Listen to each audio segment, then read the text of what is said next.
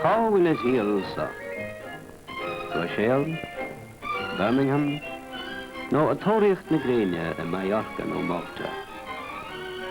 Shahan Sagra is Lichtane no Saul Etlan.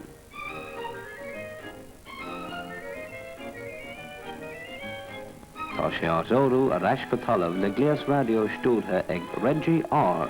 Rooney and Dublin Multi-Flying Club. Sport is seo a bheallan gach buachal á mégan. Dich ná tasníon an spéis ar scail, mar is tócha dar a bé an darta pápéir a heligan gach garsún scaile an chiad legan den John Etlan. Hígar níig le tean fisruchta chuireann buachal cnósachta bhéagáin le chéile. Ach ní fada hásíonn siad san duine. An chiad chéim eile Etlan a hógáil. Is selléir go bhfuil tuile ólaiste teastáil weig, agus é in dul níos. Caithfeim siad a dó agus déasta an sóirte eitileoireachta. Seo Jerry Sheehy atá na rúnaí ar chóirla saoil eitileoireachta éireann. Ní briagáiniad seo ach meisí ní casta. Is gá ilteocht agus feinge chun iireachtáin mar seo a hógáil, agus taithí agus jazz lácht chun iad a chur ar eite. Cabhrú na bhean leis chun na hingil a chur le chéile.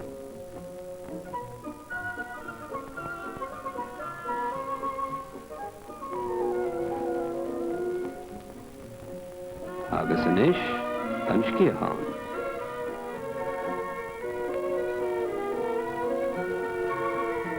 Ingel dói ríide é seo, sor cóir a bhain ann, mar a bhíonn ag ingel rothal.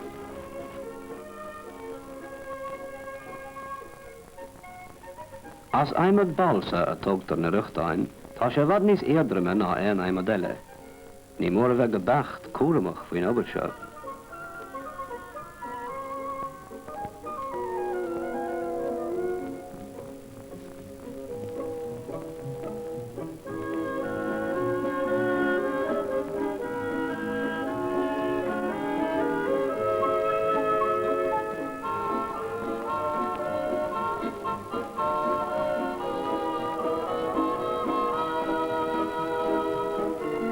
Bhfuil chuún a teastáil bheith?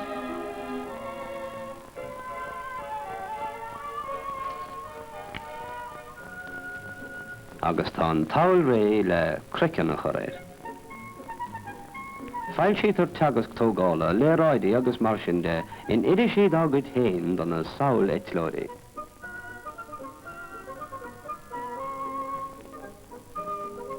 Tá ranóg saoil airí ag gach siopa mór, agus inad cín ag na hetláin an doch ná.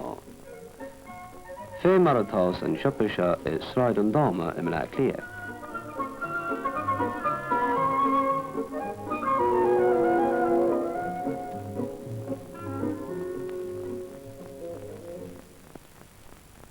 Robert Hocht a hemánan an soltsa minnsála. Ní gá ach é a hacris, an sac a chur a rais in innan,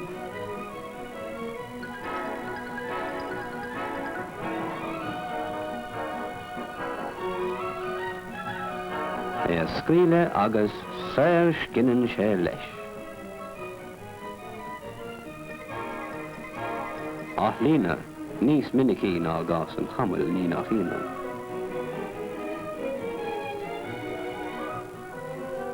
Maidin dalnig, láimh le bla clia agus slua a féchint etil stúl lína. Córach géar atarasa agus luas 8 míle san uair fucha.